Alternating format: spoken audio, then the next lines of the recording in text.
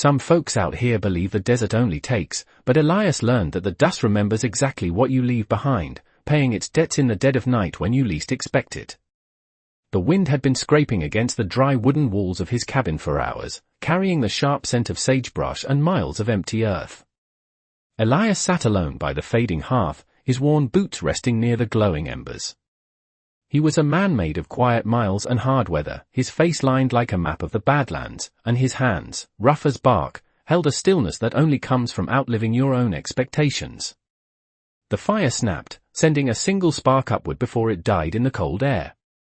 On the heavy oak table beside him sat an old tin flask, dented on the left side, entirely empty. He stared at it. His thumb twitched, rubbing the calloused edge of his index finger, a habit he had never bothered to break since a scorching afternoon many years ago. It was just past midnight, the hour when the world usually gave up and went to sleep, but the air inside the cabin felt too thick, pressing against the glass of the single dusty window. Then, the silence broke. It did not shatter all at once. It started as a low tremor, a vibration that crept up through the wooden floorboards and settled deep in the marrow of his bones. He stopped breathing for a second, his tired eyes narrowing toward the heavy oak door. Hooves. Just one at first. A slow, rhythmic thud against the hard-packed dirt about 50 yards out. Elias did not reach for the Winchester rifle leaning in the corner. He had lived long enough to know the difference between a stray rider seeking shelter and a reckoning coming to collect. He just sat there, listening as the sound multiplied. 1 became 10. 10 became 50. The low rumble swelled into a heavy, suffocating wave that swallowed the howling wind entirely. The soft clinking of silver bits and the heavy breathing of massive animals filled the night air. Hundreds of them. They were moving in a deliberate circle, tightening the ring around his small patch of land, their hooves churning the dry earth into a thick cloud of dust that began to seep through the cracks under his door. His old horse, tied up in the lean-to out back, gave a low, nervous whinny, shifting its weight frantically against the wooden slats. Elias slowly pushed himself up from the creaking chair, his joints stiff from the sudden drop in temperature. He stood in the center of the room, the shadows clinging to his faded coat like a second skin. He walked toward the window, his boots heavy on the floorboards, and pulled back the edge of the burlap curtain just a fraction of an inch. The moonlight was thin, casting long, pale shadows across the yard, but it was enough to see them. Shapes in the dark. A massive wall of riders, sitting perfectly still on horseback, their outlines merging with the endless black of the desert night. They did not shout a single word. They did not hold torches to light the property. They did not demand he come out with his hands raised. They just waited. The sheer weight of their collective silence was heavier than any spoken threat he had ever faced in his 60 years. Elias let the curtain fall back into place. He looked back at the empty tin flask on the table, the metallic surface catching a faint sliver of moonlight. His hand hovered over the worn leather holster at his hip, his fingers brushing against the cold iron of his revolver, but he almost immediately pulled his hand away. He knew a gun was utterly useless against a tide like this, and deep down, beneath the pounding of his own heart, he felt a strange, terrifying calm wash over him. He had spent a considerable portion of his life bracing for the day the past would finally catch up with him, but he never imagined it would arrive without a single shot fired, bringing the entire desert to his front porch. He unbuckled his gun belt, the leather sighing as he laid it on the chair. He picked up the empty flask instead, his thumb finding the familiar dent, and turned his focus toward the solid oak door, knowing that whatever was waiting for him on the other side of that would have traveled a very long way through the dark just to find him. The heavy iron latch of the oak door felt like ice against the calloused skin of his palm. Elias pulled it backward, the hinges letting out a long, dry groan that seemed entirely too loud against the suffocating silence of the yard. The wind hit him first, carrying the sharp scent of sagebrush, sweat, and the heavy musk of hundreds of horses breathing in unison. He stepped onto the wooden porch, his boots echoing with a dull thud, and stopped. The pale moonlight washed over a sea of riders standing perfectly still just beyond the edge of his property line. They were a wall of shadows, their outlines sharp against the endless desert night. No one drew a weapon. No one shifted in their saddle. The sheer weight of their presence pressed down on the dusty earth, a quiet reckoning that had taken years to finally arrive. Elias did not speak. He just stood there, the cold wind pulling at his faded coat, his right hand gripping the dented tin flask so tightly his knuckles turned entirely white. His thumb found the familiar groove on the side of the metal, rubbing it slow and steady. The motion pulled him backward through the years, away from the freezing midnight wind and straight into the blistering heat of a high noon sun that had nearly cooked the life right out of him. It was a summer that refused to end, baking the cracked mud of the canyon into hard stone. He had been riding for 2 days without seeing a single sign of water when he found him. The man was lying face down in the suffocating dust, his clothes torn, his dark skin covered in a thick layer of white ash and dried earth. He was not just a drifter. Even broken and bleeding, the man carried a weight to him, a silent pride that refused to completely shatter. Elias had pulled his horse to a halt, the leather of his saddle creaking in the dead heat. He had looked down at the fallen man, noting the distinct markings of an Apache leader, a man who had clearly just lost everything that tethered him to the world. There was no family left behind him, no warriors standing by his side, just an ocean of grief so profound it seemed to pull the very air out of the canyon. Elias had unhooked the tin flask from his saddlebag. It felt terrifyingly light. There were maybe 3 good swallows of water left inside, just enough to get Elias to the next settlement if he pushed his horse through the night. He had stood there in the baking sun, staring at the motionless figure in the dirt. He almost turned his horse around. He almost spurred the animal forward and left the canyon behind, knowing the desert always claimed what it wanted eventually. But the man had slowly lifted his head, his dark eyes meeting Elias through the blinding glare of the sun. There was no hatred in those eyes, no begging, just a deep, hollow emptiness that Elias recognized from his own long night staring into a dying fire. Elias had dismounted, his boots kicking up a small cloud of dust. He walked over, knelt in the dirt, and held out the flask. The man had looked at the water, then at Elias, before taking it with trembling fingers. Neither of them had spoken a single word. The silence of that burning afternoon felt exactly like the silence pressing against the cabin right now. The freezing wind whipped across the porch, snapping Elias back to the present moment.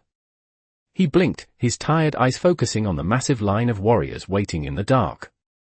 The horses shifted, their hooves scraping against the dry ground. Then, the center of the line slowly began to part.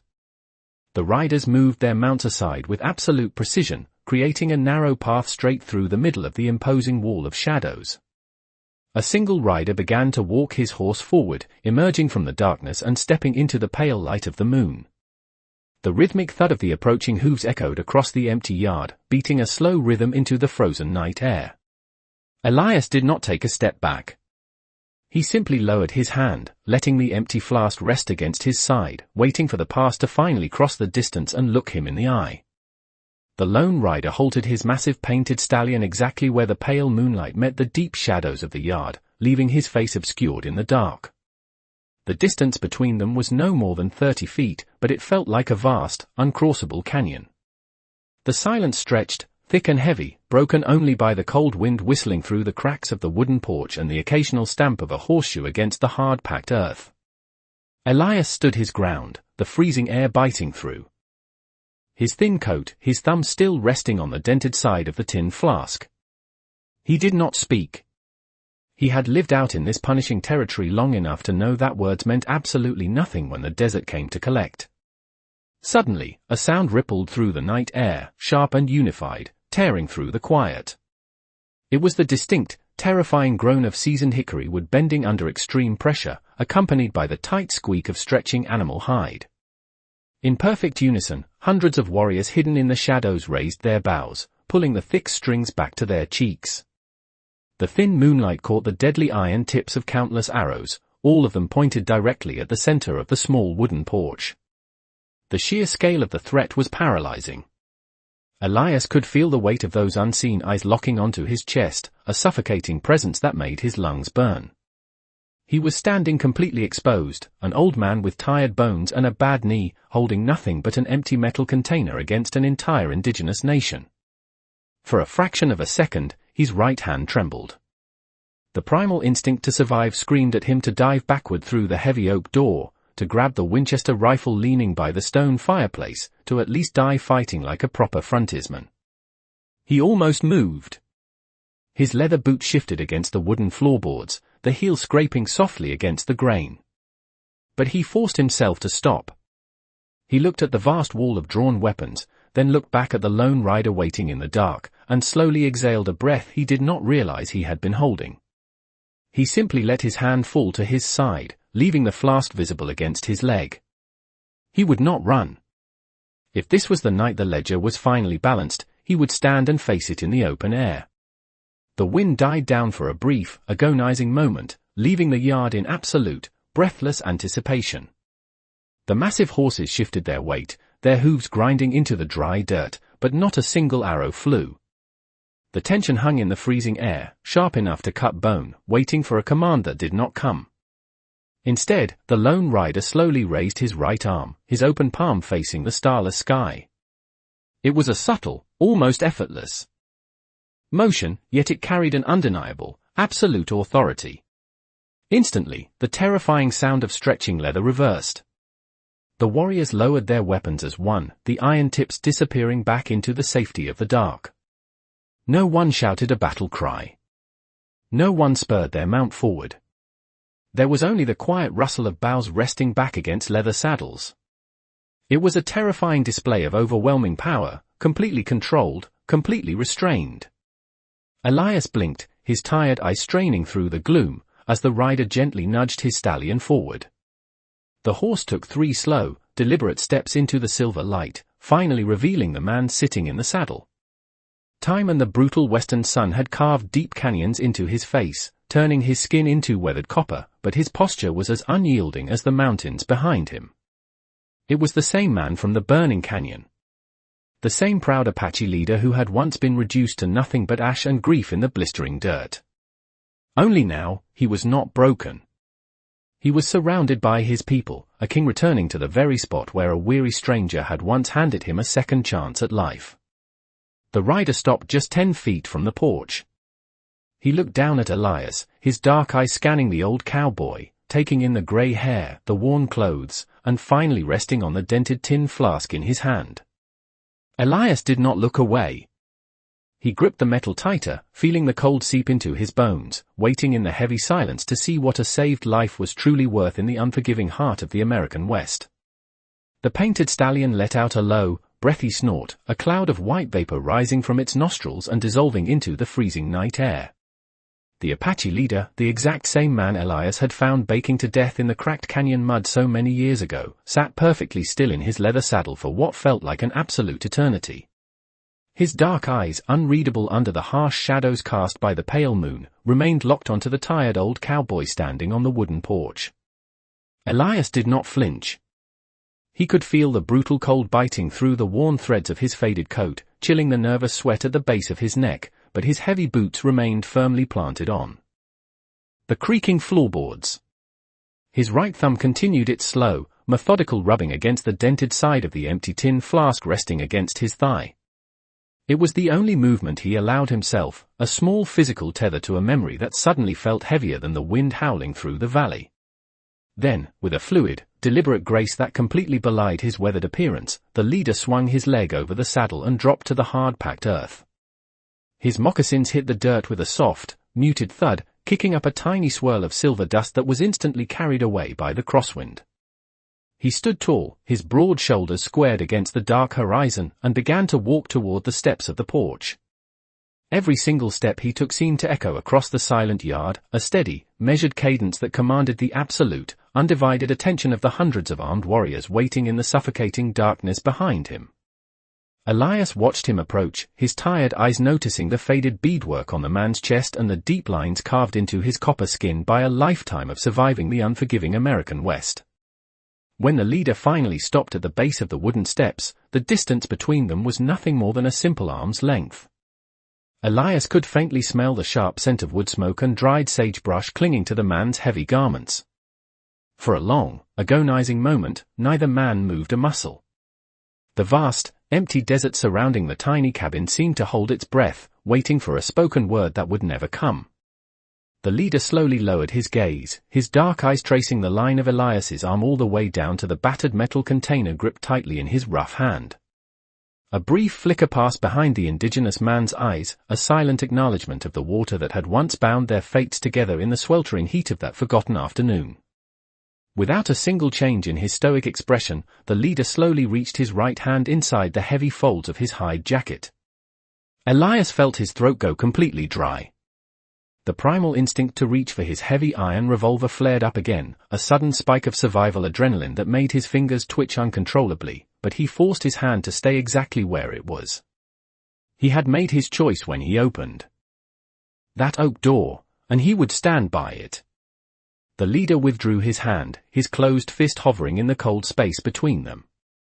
Slowly, deliberately, he turned his palm upward and uncurled his long fingers. Resting in the center of his scarred hand was a heavy, intricately carved silver pendant attached to a thick braided leather cord. The pale moonlight caught the polished edges of the ancient metal, making it gleam sharply against the dark background of his skin. It was an object of immense craftsmanship, carrying the weight of a long lineage and a profound respect that no English words could ever adequately convey. The leader did not offer an explanation. He did not speak of the family he had buried in the sand, the overwhelming grief that had nearly consumed his soul, or the massive empire he had rebuilt from the fragile ashes of that blistering day. He simply held the silver pendant out, offering it to the quiet man who had traded his absolute last drop of survival for the life of a broken stranger. Elias stared at the silver object, his breathing growing slow and shallow. He looked up from the pendant to meet the leader's unwavering eyes. Behind the indigenous man, a soft, rhythmic rustling sound began to roll across the expansive yard. Elias looked past the leader and watched as the first row of painted warriors slowly swung down from their massive horses.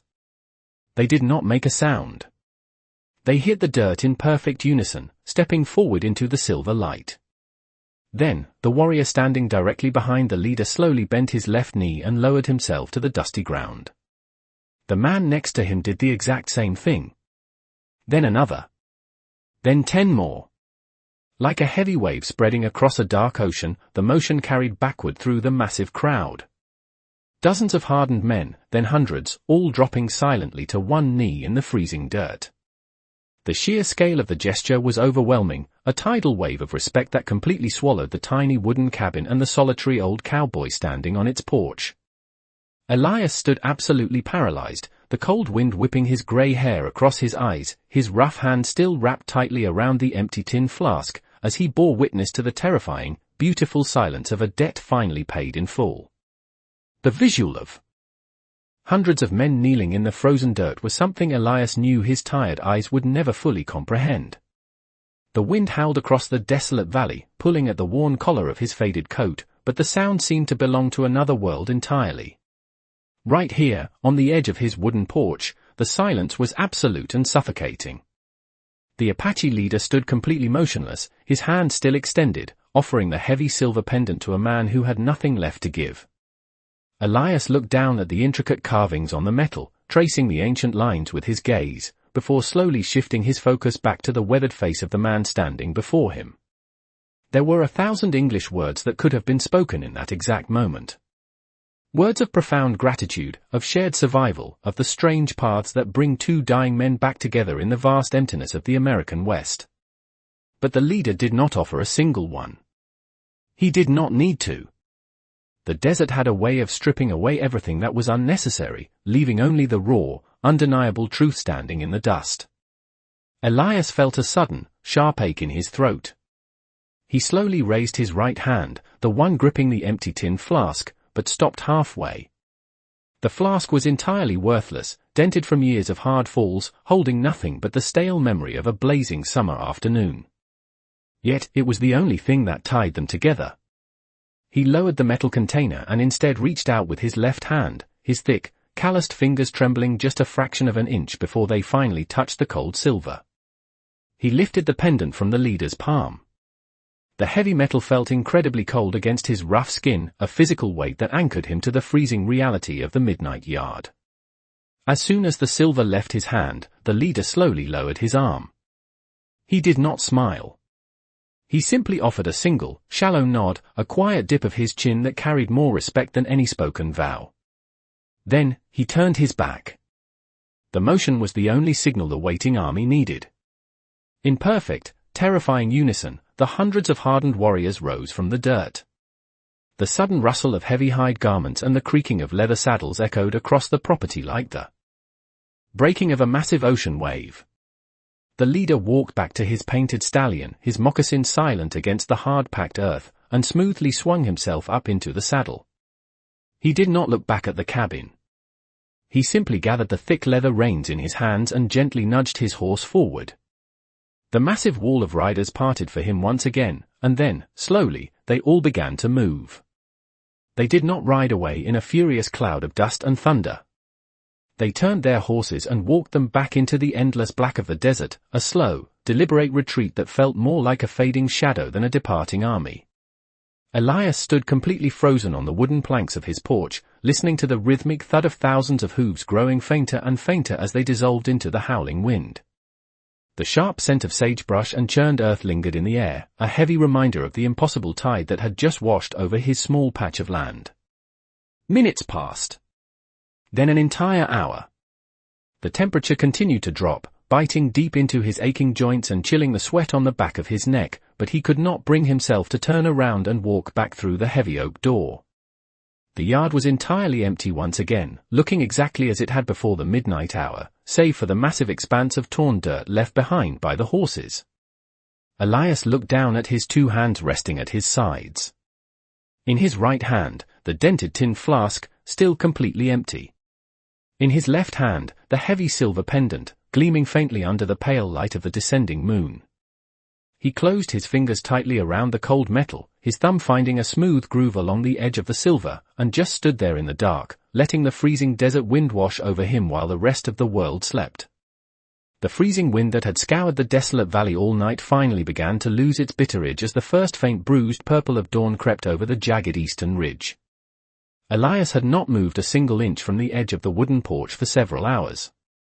His heavy leather boots felt as though they had taken root in the dry floorboards, and the deep cold of the American West had settled permanently into the marrow of his aching knees. The expansive yard stretching out before him was completely transformed by the quiet events of the midnight hour. Where there had once been a smooth, hard-packed expanse of pale desert dirt, there was now a chaotic, churned sea of deep hoof prints left behind by the hundreds of massive horses. The sharp, earthy scent of disturbed sagebrush and overturned soil still hung heavily in the morning air. It was the absolute only physical proof that the overwhelming tide of indigenous warriors had actually been there, that the massive wall of shadows had not simply been a trick of an isolated and exhausted mind. Elias slowly uncurled his stiff, trembling fingers, looking down at his two rough hands. In his right hand, the dented tin flask felt completely weightless, a hollow vessel holding nothing but the fading ghost of a scorching afternoon that had unexpectedly bound two entirely different lives together. In his left hand, the heavy silver pendant caught the very first pale sliver of morning light. It was an incredibly intricate piece of craftsmanship, the ancient metal worn remarkably smooth along the edges from countless years of being carried against a beating heart. The thick braided leather cord attached to the silver was still faintly warm, though Elias knew that was likely just his own mind trying to make sense of the profound exchange. He let out a long, ragged exhale, his shoulders dropping as he watched his breath turn to thick white vapor in the frigid dawn air. The sheer physical exhaustion of standing perfectly still for so long under the unspoken threat of drawn arrows finally caught up to his 60-year-old bones. He turned around slowly, his boot heels dragging slightly against the weathered wood, and pushed the heavy oak door open. The inside of the tiny cabin was suffocatingly quiet.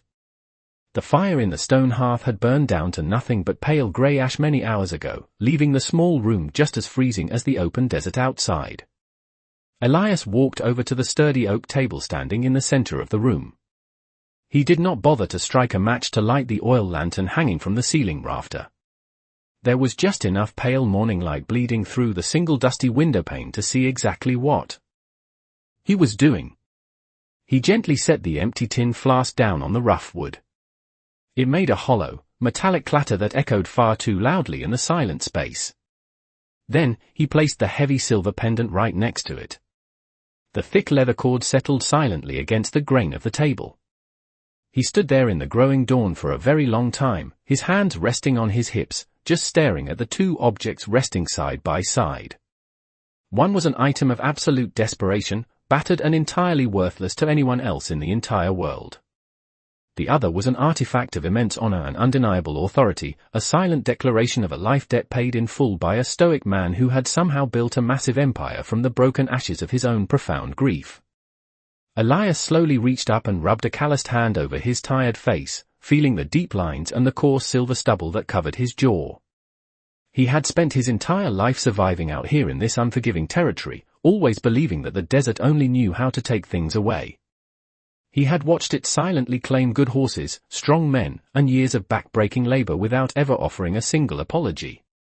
Yet, as the morning sun finally broke completely over the horizon, casting a warm golden glow across the dusty floorboards and illuminating the ancient silver on the table, he realized he did not completely understand this land at all. He pulled out the creaking wooden chair and sat down heavily, the worn leather of his faded coat sighing against the rigid backrest. He did not reach for his Winchester rifle leaning in the corner. He did not look out the window to scan the perimeter for lingering threats. He just leaned forward, resting his heavy elbows on his knees, and listened to the absolute stillness of the valley. The wind had stopped completely. The world was entirely peaceful. He closed his tired eyes and simply let the quiet morning wash over him. By mid-morning, the punishing heat of the American West had fully returned, entirely erasing the bitter chill of the midnight hour. The sun hung high and merciless above the jagged eastern ridge, baking the cracked earth and casting stark, short shadows across the valley.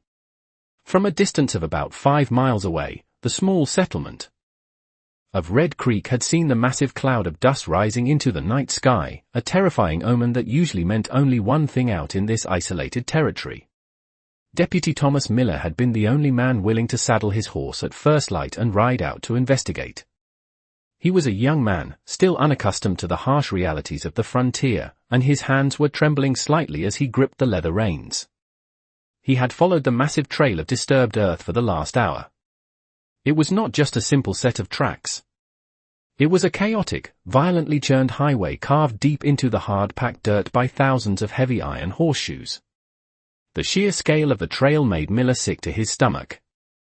He expected to crest the final hill and find Elias's wooden cabin burned entirely to the ground, reduced to nothing but smoking black ash and scattered timber. He pulled his repeating rifle from its leather scabbard, his throat completely dry, and slowly guided his nervous gelding over the final rise. What he saw made him pull back on the reins so abruptly that his horse let out a startled whinny. The cabin was perfectly intact. It sat peacefully in the center of the devastated yard, entirely untouched by the overwhelming force that had clearly surrounded it. There were no arrows stuck in the heavy oak door. There were no bullet holes in the single dusty window pane. A thin, lazy stream of gray smoke was drifting up from the stone chimney, disappearing into the vast blue sky. Miller slowly rode his horse down the slope, his wide eyes scanning the chaotic sea of hoof prints that stopped exactly at the edge of the wooden porch. The tracks formed a massive, perfect semicircle around the front door, a deliberate formation that defied every single story Miller had ever heard about indigenous raiding parties. As he approached the property line, his horse began to step sideways, tossing its head and snorting loudly, heavily spooked by the lingering scent of so many strange animals.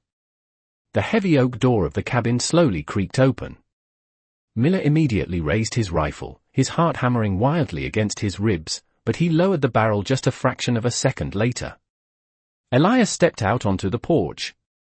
The old cowboy was not wearing his gun belt. He was not bleeding. He simply stood there in his faded coat, holding a chipped ceramic mug of hot coffee in his left hand. The steam rose gently into the warm morning air. Elias took a slow, deliberate sip, his tired eyes looking out over the valley, completely ignoring the young deputy pointing a rifle at his chest. Miller swallowed hard, his hand sweating against the smooth wooden stock of his weapon. He looked at the vast expanse of torn dirt, then looked back at the calm old man standing on the porch. He could not find the right English words. He finally managed to lower his rifle entirely, resting it across his leather saddle horn. He asked Elias if he was injured, his voice cracking slightly in the dry air. Elias did not answer right away. He lowered the ceramic mug, his thumb methodically rubbing a small chip on the rim of the cup. He looked down at the massive hoof print scattered across his front yard, then looked directly into the young deputy's eyes. He simply said that he was perfectly fine, his voice low and steady, carrying a strange, heavy weight that Miller had never heard before. Miller pointed a shaking finger at the ground, asking how an entire army could ride right up to his front door and leave without a single shot fired. Elias turned his gaze away, looking toward the distant western horizon where the tracks finally disappeared into the endless desert. He thought about the heavy silver pendant currently resting securely on the oak table inside his quiet cabin, right next to the dented tin flask. He did not explain the blistering summer afternoon from many years ago. He did not speak of the broken Apache leader or the single drop of water that had unexpectedly balanced the scales of life and death. He just took another slow sip of his coffee and told the young deputy that the desert sometimes has its own way of settling old debts. Miller sat on his nervous horse for a very long time, staring at the old cowboy in absolute bewilderment, slowly realizing that there are some profound truths out in the unforgiving American West that are simply too vast for any common man to fully understand. The afternoon sun baked the hard earth of the American West into a cracked, unyielding mosaic by the time Elias finally decided to saddle his aging roan gelding. He had not originally intended to leave the property today, preferring the absolute, heavy quiet of his cabin after the profound events of the midnight hour, but his flour barrel was entirely empty and his supply of coffee beans was running dangerously low. He swung up into the worn leather saddle, his bad knee giving a familiar dull throb that he had learned to ignore decades ago. As he rode out of the yard, the gelding carefully picked its way through the chaotic sea of deep hoof prints left behind by the massive indigenous war party. Elias did not look down at the tracks. He just kept his tired eyes fixed on the hazy, shimmering heat rising off the distant horizon. The ride into the small settlement of Red Creek took roughly 2 hours, covering 5 miles of desolate sagebrush and blinding white dust. Usually, the town was a noisy, restless collection of cattlemen, tired drifters, and loud wooden wagons rolling heavily over the deeply rutted main street. Today, however, the atmosphere resting over the settlement felt incredibly thick and unnatural. Word had clearly traveled much faster than his old horse. Deputy Thomas Miller had likely spent the entire morning sitting at the local saloon, telling absolutely anyone who would listen about the impossible, terrifying perimeter of tracks completely surrounding the isolated cabin. When Elias rode past the first weathered wooden buildings, the usual sounds of the settlement seemed to slowly bleed away into nothing. Men leaning against the shaded porch post stopped their conversations mid-sentence. A woman sweeping the boardwalk paused, her broom resting perfectly still against the dusty floorboards. They just watched him. The absolute silence of the town was completely different from the profound, respectful silence of the Apache warriors. This silence was born of sheer fear and deep, gnawing confusion. Elias kept his posture perfectly straight, his faded coat catching the dry crosswind, pretending he did not notice the heavy, unblinking stares of his neighbors. He tied his horse to the wooden rail outside the general store, the old leather reins creaking softly against the wood. He stepped onto the boardwalk, his heavy boots sounding far too loud in the quiet air. He pushed the glass door open. The little brass bell above the frame jingled sharply, breaking the tension for a fraction of a second. The shopkeeper, a perpetually nervous man named Harrison, was standing perfectly rigid behind the long wooden counter. He usually offered a loud, booming greeting to anyone walking through his door, but today he just swallowed hard and wiped his trembling hands on his canvas apron. Elias walked over, his boots leaving small, distinct deposits of pale desert dust on the dark floorboards. He calmly asked for 10 pounds of flour and 2 bags of coffee beans. Harrison moved frantically, packing the items into heavy burlap sacks without saying a single word. He placed them on the counter, his wide eyes darting toward the open door, clearly wanting to ask 100 different questions about the massive raiding party that had somehow spared the old cowboy. Elias did not offer any stories. He reached into his coat pocket, pulled out 3 silver coins, and placed them deliberately on the scratched wooden counter. They made a dull, heavy clink. He picked up his supplies, slinging the heavy sacks over his left shoulder. As he turned to leave, Harrison finally found his voice, asking softly if Elias was planning to move his belongings closer into town where it was protected. Elias stopped. He stood in the open doorway for a long moment, feeling the hot afternoon breeze hit his weathered face. He thought about the tiny wooden cabin sitting completely alone in the vast, empty desert. He thought about the dented tin flask and the heavy silver pendant resting side by side on his oak table, a silent testament to a debt that these frightened townspeople would never truly comprehend. He almost told Harrison that the desert was already exactly as safe as it was ever going to be. Almost.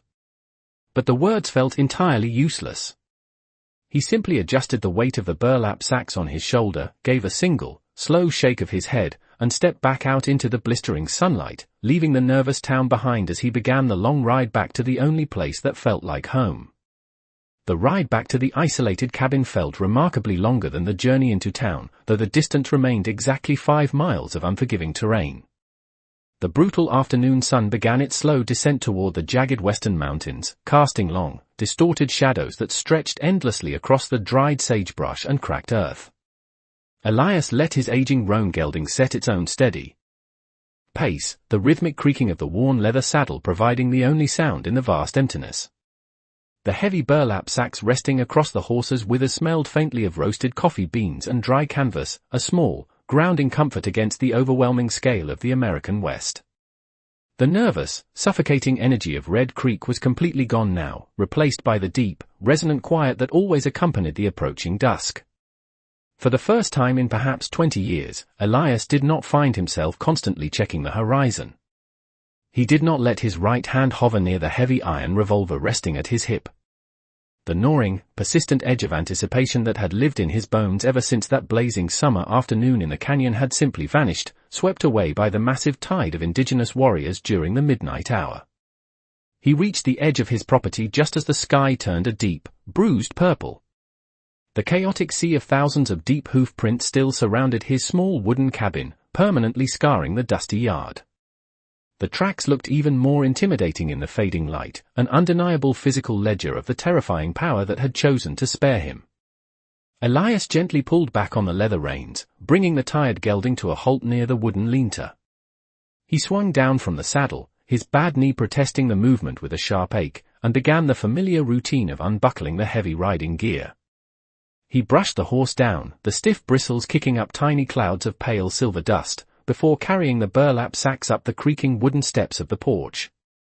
The air was rapidly dropping in temperature, the familiar bitter chill of the desert night returning to claim the valley. He pushed the heavy oak door open and stepped into the suffocating darkness of the cabin. It smelled of coal ash and old pine wood. Elias set the supplies down on the floorboards and reached into his coat pocket for a sulfur match. He struck it against the stone fireplace. The small flame flared instantly, casting harsh, flickering shadows against the bare wooden walls. He touched the fire to the wick of the glass oil lantern hanging from the central ceiling rafter. A warm, golden light slowly bled into the small room, pushing the darkness into the far corners. Elias turned around and looked. At the sturdy oak table, the dented tin flask and the intricately carved silver pendant were resting exactly where he had left them at dawn. The pale yellow light from the lantern caught the polished edges of the ancient silver, making the heavy metal gleam softly against the rough grain of the wood. Beside it, the worthless, battered flask looked completely unremarkable, yet it was the exact reason the silver was there at all. Elias walked over to the table. His heavy boot sounded incredibly loud in the empty room. He did not sit down. He just stood there, his rough hands resting on his hips, staring at the two objects. He slowly reached out with his left hand, his thick, calloused fingers tracing the thick braided leather cord attached to the pendant. It was a terrifyingly immense burden to carry, the absolute respect of a man who commanded an entire nation of warriors, a weight far heavier than any physical object. He pulled his hand back, leaving the pendant untouched. He walked over to the small iron stove, opened the heavy burlap sack, and began to carefully measure out a handful of the dark coffee beans. The wind outside began to howl again, scraping against the dry wooden walls of the cabin just as it had the night before, but Elias did not stop his work. He did not look toward the dusty window pane. The desert was singing its usual lonely song, but for the solitary old cowboy standing in the warm light of the lantern, the deep silence of the frontier no longer felt like a threat waiting to break him. The rich, dark aroma of the freshly roasted coffee beans finally began to overpower the lingering scent of old ash and dry pine inside the small wooden cabin. Elias had taken his time grinding the beans by hand, focusing entirely on the rhythmic, mechanical sound to keep his mind grounded in the present moment. He sat heavily in the creaking oak chair, wrapping both of his rough, calloused hands around the warm ceramic mug. The bitter liquid scalded his tongue slightly, but it was a grounding sensation, a sharp reminder that he was still remarkably alive after the impossible events of the previous night. Outside the single dusty window pane, the vast American West was completely submerged in a pitch-black darkness, the temperature plummeting rapidly back down toward freezing. The wind battered against the exterior walls, shaking the loose wooden shingles, but the sturdy little cabin held firm, just as it had for over 2 decades. Elias set the mug down on the thick oak table. The dull thud of the ceramic bottom hitting the wood was the only sound in the room, save for the soft crackle of the iron stove. His tired, heavy eyes drifted back to the center of the table, drawn inevitably to the 2 objects resting there in the warm, flickering golden light of the oil lantern. The dented tin flask. The heavy silver pendant. He had actively avoided touching the indigenous artifact all day, treating it almost like a sleeping rattlesnake, afraid that acknowledging it too deeply might somehow break the profound, fragile peace that had settled over his property. But the deep, isolating solitude of the midnight hour pushed his hesitation away. He slowly reached out with his right hand, his thick fingers brushing against the stiff braided leather cord before finally closing around the ancient metal. He lifted it closer to the yellow lantern light. The silver was incredibly dense, much heavier than any standard currency or simple decoration. As he tilted it toward the flame, the deep, intricate carvings covering the surface became sharply visible. Elias had spent his entire adult life surviving in this unforgiving territory. He had traded with various tribes, negotiated tense borders, and learned to read the subtle signs left behind in the dirt, so he recognized the deep grooves etched into the metal. They were not just decorative patterns. They were a detailed, undeniable lineage. His breath caught slightly in his throat, a sudden tightness gripping his chest as he traced a specific jagged line carved near the center of the piece. It was the unmistakable mark of a deeply feared and deeply respected Apache lineage, a symbol belonging to a man whose very name made hardened cavalrymen speak in hushed, nervous whispers around their remote campfires. He was holding the personal crest of the legendary leader the settlers called Geronimo. The realization hit Elias with the crushing weight of a falling mountain. The man he had found baking to death in that nameless, cracked canyon all those years ago had not just been a wandering warrior grieving a lost family. He had been a king forced to his knees by overwhelming tragedy. A man who had lost absolutely everything and was fully prepared to let the desert claim his final breath. And Elias, a solitary, unremarkable cowboy with a bad knee and a faded coat, had unknowingly reached down and handed a dying legend a second chance at life for the simple price of 3 swallows of stale water. Elias slowly lowered the pendant back to the table, his right hand trembling so severely that the heavy metal clicked sharply against the hardwood. He stared at the ancient silver, his mind struggling to comprehend the sheer, terrifying scale of the debt that had just been balanced on his front porch. The hundreds of hardened warriors who had surrounded his cabin in the dead of night had not come merely to pay respect to a kind stranger. They had come to honor the exact moment their entire nation was silently pulled back from the absolute brink of despair. Elias leaned back in his creaking wooden chair, rubbing his calloused hands over his weathered face. He listened to the fierce desert wind howling across the desolate valley, knowing that the history books would eventually write countless loud, bloody chapters about the legendary Apache leader, but they would never know a single thing about the quiet, breathless night when the most feared man in the American West dropped to his knees in the freezing dirt to say thank you. The coffee in his ceramic mug had gone completely cold while he sat frozen at the heavy oak table. Elias did not care. He took one final, deliberate sip, letting the bitter, earthen taste wash over his tongue to anchor his mind firmly to the waking world. He set the mug down, the dull thud of the ceramic bottom echoing softly against the timber. His rough thumb moved slowly away from the intricate silver carvings of the pendant, leaving the ancient metal resting quietly next to the battered tin flask. The overwhelming weight of the midnight hour was finally beginning to settle deep into his aging bones, replacing the sharp spike of survival adrenaline with a profound, aching exhaustion. He pushed himself up from the creaking wooden chair.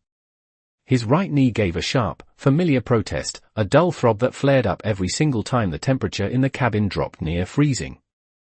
He leaned his weight heavily against the edge of the table for just a fraction of a second, waiting for the stiff joint to steady itself. He reached out and picked up the dented flask with his right hand, then gathered the heavy silver pendant with his left. The braided leather cord draped softly over his calloused knuckles, still carrying an incredibly faint warmth that defied the freezing air of the room. He walked slowly across the small space toward the stone fireplace. The embers in the hearth were nothing more than a faint, dying orange glow, offering absolutely no heat against the bitter draft slipping through the wide floorboards. Above the stone sat a thick, weathered wooden mantelpiece. It was completely bare, save for a thin layer of pale desert dust that always managed to find its way inside no matter how tightly the windows were shut. Elias gently placed the empty tin flask on the left side of the wood. It made a quiet, hollow scrape against the grain. Then, he laid the heavy silver pendant right beside it. He arranged the thick leather cord so it rested perfectly flat against the timber. He stepped back. He did not strike a sulfur match to light another lantern. He did not add more dry pine logs to the fading fire. He just stood there in the dim, flickering yellow light, staring at the two solitary objects. A vessel of absolute desperation and an artifact of immense, undeniable authority. Resting side by side, they looked entirely out of place in the humble, weathered cabin, yet they belonged together more than anything else he owned in the entire world. Elias turned slowly and walked toward the single dusty window pane. He pulled back the edge of the rough burlap curtain just a few inches. The American West outside was a vast, suffocating ocean of pure black, broken only by the pale, cold light of the descending moon. The chaotic, violently churned sea of deep hoof prints still scarred the entire yard, a permanent physical ledger carved directly into the hard earth. The relentless western wind would eventually come for those tracks.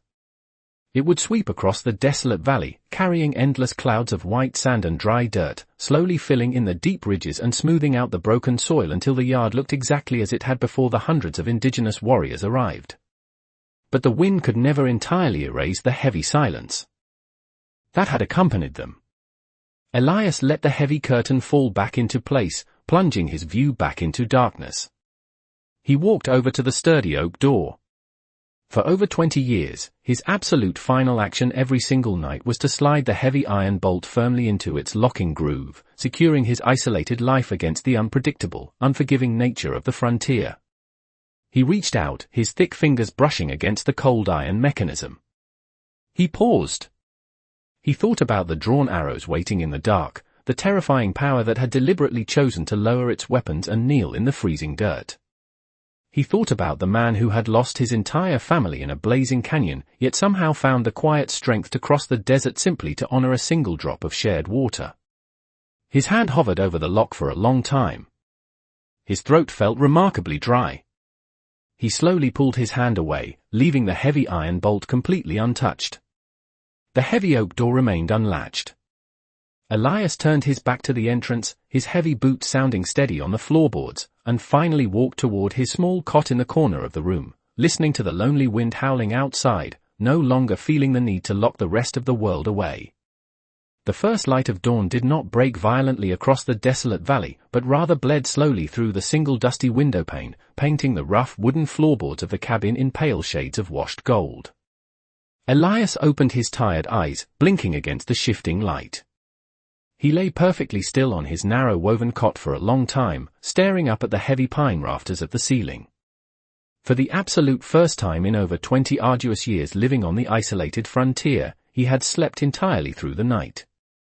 He had not jolted awake at the sudden shriek of the desert wind, nor had his hand instinctively reached for the heavy iron revolver that usually rested beneath his goose-down pillow. The deep, gnawing vigilance that had wrapped around his chest like a tightened leather strap ever since that blistering summer afternoon in the canyon had simply vanished while he slept. He slowly pushed the heavy wool blanket aside, the cold morning air immediately biting through his thin cotton shirt. He sat on the edge of the cot, his right knee letting out a dull, familiar ache as he planted his heavy boots onto the floorboards. The cabin was completely silent, filled only with the rhythmic sound of his own shallow breathing.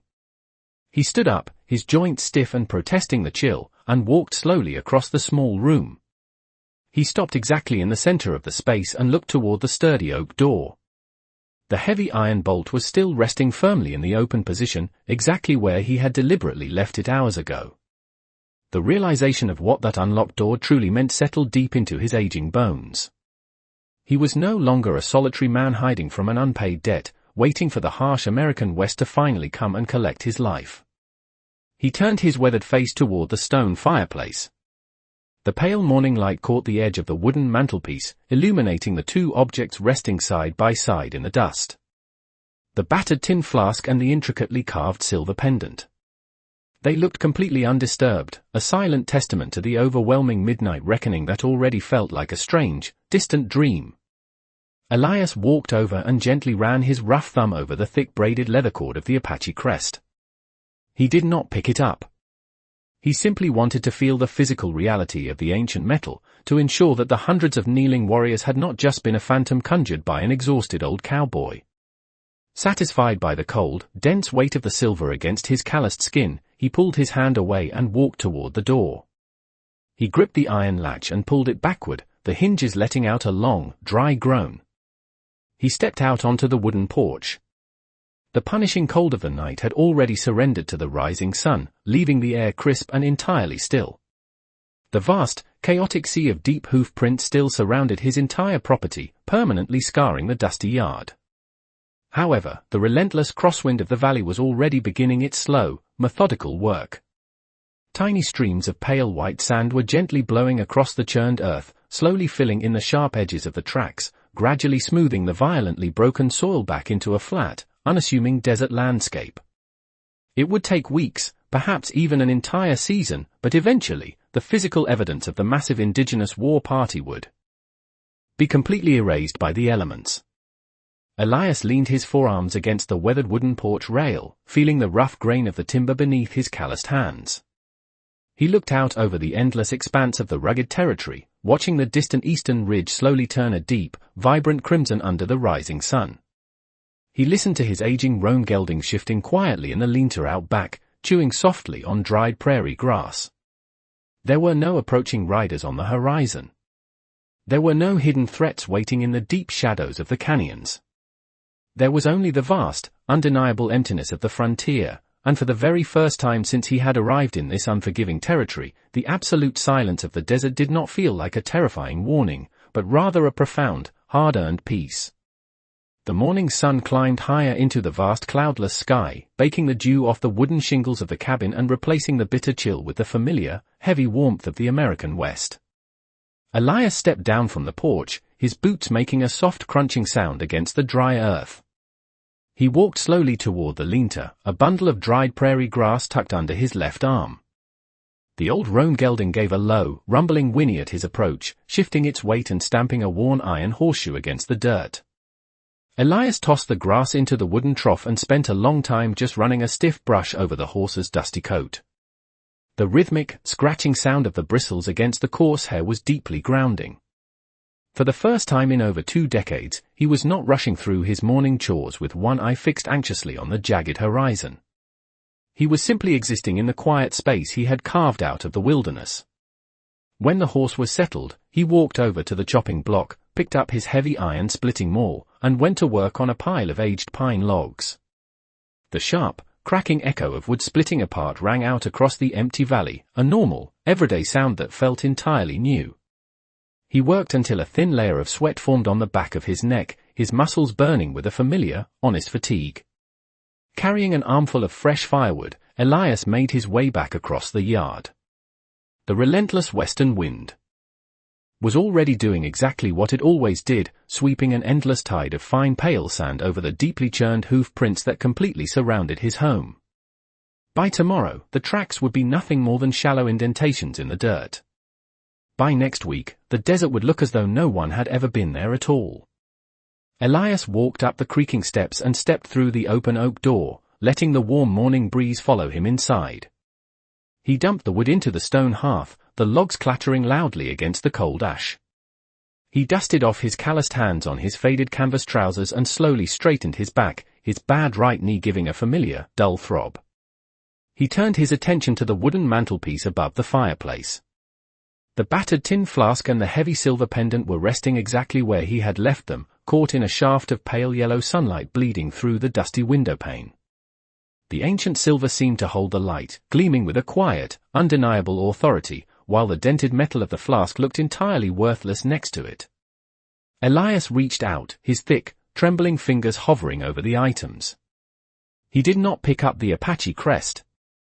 He knew that putting the braided leather cord around his own neck would somehow ruin the profound weight of the gesture. It was not a piece of jewelry to be worn. It was a physical ledger, a permanent record of a life debt paid in full beneath the freezing midnight stars. Instead, his thumb found the familiar, smooth groove on the side of the empty tin flask. He rubbed the dent slowly, back and forth, the very same motion he had practiced every single day since that scorching summer afternoon in the canyon.